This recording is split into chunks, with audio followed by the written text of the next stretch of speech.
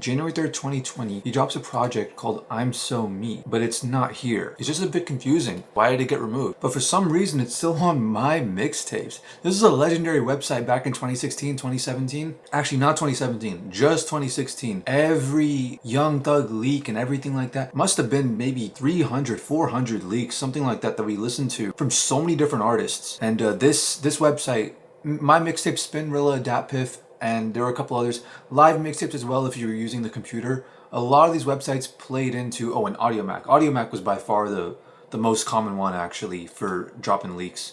Actually, no, SoundCloud. What am I saying? What a weird time in the music game. Artists were popular on different platforms. Like, part of their meta was linked to the culture of the app itself. I wonder when is it really gonna happen? If I ain't gonna vote that I am the cat. I was broke, yeah, that's the past tense. I can't explain all my absence. No, knowing your 2 cents. You're a nuisance. Started talking my shit, now the shit is some. The way that he maneuvers his vocals, I can see this slowly evolving into the style of Alive. Elected. Can't trust nobody, yeah, I'm skeptic. Yeah, I'm too high, I don't know which way left is. I'm in my bag of my. Nothing special. And I'm not expecting to find any gems in this, honestly. I think if he had gems, he would have kept it up. It feels like he's trying to evolve on like Lil Uzi style at the time.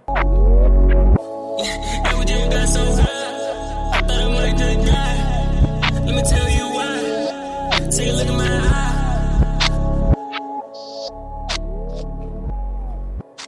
I like this one a little bit. I actually like it. I don't have that much to say about it. It's not good enough to add to like my... Look, if I heard this, I think every time I hear it, it'll get better. I mean, it's not like I can't. Wait, let me see if I can actually. Community playlists. Wait, no one made it a playlist of it? Some of the songs are here. Maybe me saying I wouldn't find any gems in here was just like a cope because I know I'm not gonna be able to download it. Who is this? I guess not. I could probably go on Rap Genius and look it up, but I don't really care. I'm switching it up.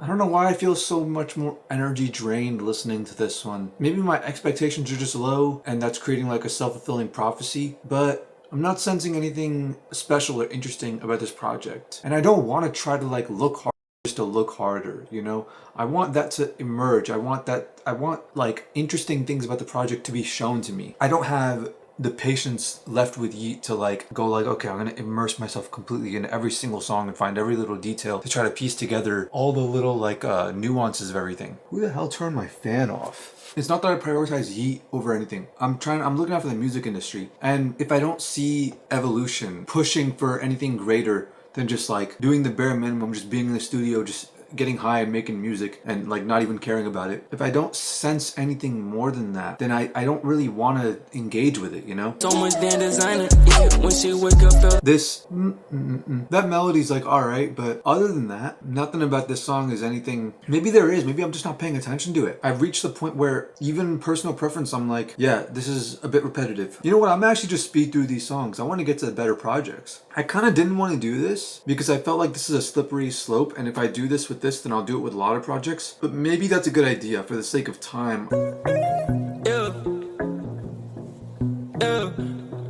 Run city in my hatchback. I can't trust you cause you are broke. We not cooperated. Though you say you've been working so hard, but all this was waiting. I'm your person amazing. I can tell you to go home and wait, but I like this. Right when I start skipping songs, I come across like, not a gem, but like favorite song in the album so far. It's a pretty basic song, but I resonate with these kinds of ideas. Slow, wavy, it's a very bold, very confident kind of percussion that I always find myself drawn to. I keep my tooling, no, I can't fuck with no busters. No, I can't do it. That guy sounded like trash. Maybe with mere exposure it changes, but yeah, no, that was a boring part of the song. It isn't too often anymore that I end up seeing songs that do that, where at the end they will reverse the instruments. I used to see it a lot, but not so much anymore. I like this melody. It's tickling the brain in the right way. Bring my bands, I'm in LA smoking Nerdz, I'm doing meth now. Cause you biting on my sweat like Barracuda. Just hop in the Uber, and she got good head like Tudor. She biting off my swag like Barracuda. Some of these lyrics are actually hidden. I'm gonna add that to my playlist. I can sing it at my head. is alright. I had a cup of real. I'm popping LSS just so I can feel. This guy is not a better feature than the other guys, but he's showing glimpses of potential more than the other guys. Wanna die tonight. Oh, he ended the song. And I like this melody. The pain, yeah. It's a bird in the sky or a plane, go insane. It's a plane, Jane on my wrist. It's a lake, yeah, pouring up drop, yeah, I'ma lay back, just stir my syrup. I like this. I think if he focused less on trying to evolve his style in this song, less lean-y, less slump, and focus more on like trying to go hard, like trying to actually rap, with this beat and this flow, it would actually be a pretty good song. Run it up, yeah, just going, run it up, yeah, you know, get off. Also, his presets suck. Like, I get it. I get that that's probably one of the reasons why he wanted to get rid of this project. If that was one of the factors, I understand that. He always talks about the whole Wyland thing, about when I sound like trash, and then Wyland's like, oh, dude, it's just your presets, I got you. And then Wyland took all of his own presets, put it on Yeat's computer, and then that, like, got Yeat back into, like, it got him out of writer's block, basically. It made him more confident in his sound. And it just made him sound better, according to him and according to other people as well, so. But, yeah, this is not produced very well, honestly. But dude, this reminds me of like, oh, you know what I'm noticing? This is actually like a song with crazy potential. It feels unfinished. It feels like they dropped it. I don't even know if they ever dropped it. Yeah, it's not finished. But man, if they finish this. Am I allowed to react to unreleased songs on YouTube? We did put it out. Who's this? Molly and codeine in my phantom. It's a lot of dreams in my phantom. Yeah, dude, you could tell the song is not finished, bro. It's just ideas all thrown together in a scratch track. You know my diamonds be shining. Pull up 488 just like what? Yeah, wet floor sign. Yeah, that be cautious. Yeah, dude, these lyrics make no sense. This is completely unfinished. I thought maybe for a second it's like Travis didn't finish it, because it felt like Uzi's verse is just more fleshed out. But no, neither of them finished their verses. Dude, it reminds me a lot of the instrumental of this song. And they both have bad production. Keep it up, keep it up. Stop playing with us, yeah. It's not toys out rust, yeah. Don't wanna trust, yeah. Yeah, I like run this. It up, yeah. Run it up, yeah. I know I keep saying that over and over and over again. What else do I say about this? What commentary can I give, dude?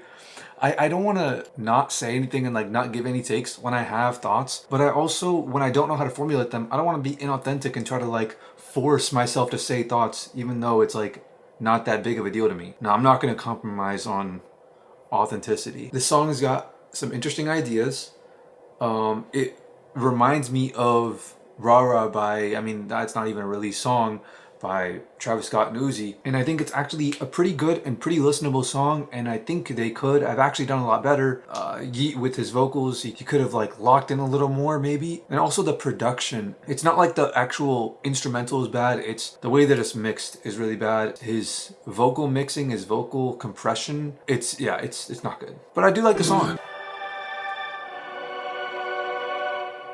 Risky beat. But when he takes risks, they have a pretty good chance of paying off. Bitch, I'm straight, I'ma go my way. Let me show you how you can get paid. New Russian woods, filled with an A. Yeah, I've been through too much hell. I'm a prevent. Yeah, dude, this is like the previous one, but even more. It's terrible mixing. The mixing actually kind of ruins the song in a way. Maybe if you're listening on worse quality sound equipment, you don't feel the same way, but yeah, no, there's a ton of interesting ideas in here. I want to add this to my playlist as well. Stayed down long enough. He sounds like he's like frustrated with it because he's going off, dude. This is not usually how you see artists. This is not usually their struggle. Usually it's they get down the production first because like learning the software is like a very straightforward thing to do. And their vocals are never this confident, never this fleshed out, never this evolved by the time they're still working on beats like this. You would see a lot of producers, a lot of artists that have beats like this that are just scared to rap on them because they don't think that they could do it justice. And it's inspiring to see this kind of confidence again. I keep getting reminded of that. I keep getting reminded how much Yeat, this whole time from the start of his career until now, he never once felt like it was a surprise that he would make it big. He thought from the very start he's destined for this, and it shows in his delivery. It shows. My way, let me show you how you can get paid. New Russian West, filled with an A. Yes, I like this dude. That was actually a pretty enjoyable song. We're getting somewhere, but we're getting to the end of the album too. So. Hold up, I gotta get to my bread. I gotta get to my bread. No, please. See, I'm out here thinking that maybe I made a mistake without like locking in on these earlier songs, because after it got to this, I'm like, oh, I like all these songs. These 4 songs I like, so I'm like, oh, maybe it's just the second half. But maybe it's also the fact that I wasn't locked in until this song, and I was like focused on doing my work. But yeah, no, this seemed like another song that was gonna prove that true. But yeah, this part kind of is pretty basic. Yeah, dude, sake of time, I'm not gonna listen through every single song that's like, even going into the future. If I'm not feeling the song, I'm not about to listen to the whole thing like that. Unless like it's some specific times and people really, really want me to listen to the whole song to like give it a fair chance. But like, I don't think anyone is clamoring for like these older songs right here to be like listened to completely thoroughly, you know? Yeah, I didn't trust nobody, so I had to switch the lanes. So cool. 1, 2 people, I'm about to show you why we are not eating. I'm not really sure why you come. Yeah, it might still be true that once I started locking in, then I noticed how much better the songs were. And I just wasn't focused on these earlier ones, because that was just like a bad little part to that verse. But the rest of the song, second half of the song, kind of picked up. When to see me now, I'm chasing this green, I'm chasing Louise. That was a weird ad lib, but you know, experimenting. Diamonds on my body, popping, yeah, just leave like that. His willingness to lean into he'll toss an idea out, but then he'll kind of hold it back, and his confidence in understanding what he's gonna end up being has like taken a pretty major leap. Watch out what you doing, yes, you got it, you allowed.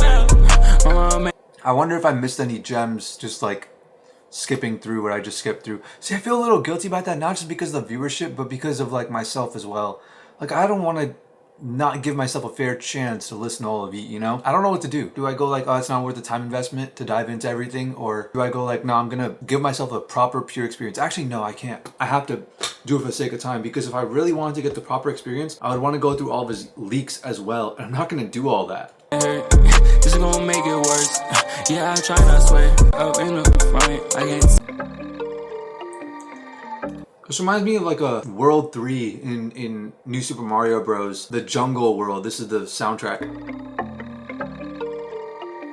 Right? This is so crazy. Going too fast for the kids. Just dropped a little shit on my wrist. I did. The mixing on this is horrendous. Cut him up, say bye, who blow. This one sucks. Man, look. I can see how people might like it, but it's just not resonating with me. You know, I said earlier in a previous video, Yeat is sort of like this paragon, this example of what people can look to go like, there's a formula to make it in the industry. But that was kind of disingenuous. I want to push that message because it can be interpreted like that because of what it looks like. That being said, there were other shadier things that happened behind the scenes that are not just there on the surface. And this is all speculation on my part. I don't know the guy for sure. I feel as though he sold a bit of his soul, or a decent chunk of his soul actually, and some of it I can show with the music. But honestly, I don't even know about that for sure.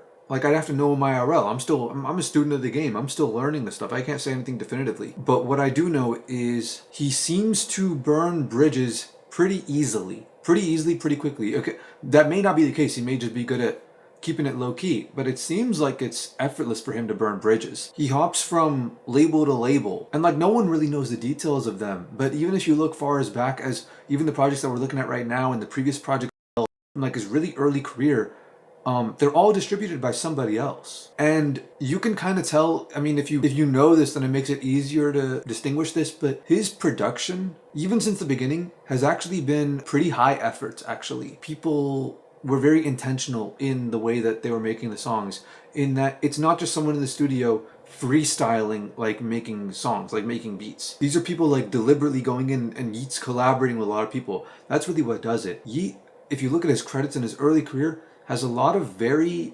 high-end and what I would assume to be very expensive collaborations. And I'm not trying to imply anything. There was likely credit card scamming. It's not. I'm not saying I'm not trying to imply that. I think that that's what was going on, and I think there may be a little more going on. Maybe not with Yeat particularly, but with people around him. And it's like a who knows type situation, you know. And I don't even have a problem with credit card scamming. The only one who really gets hurt is the credit card merchants, and they have too much power anyways, and they've been abusing it too much anyway, so I don't have any sympathy for them. But I fail to understand completely how he was able to bankroll his early career.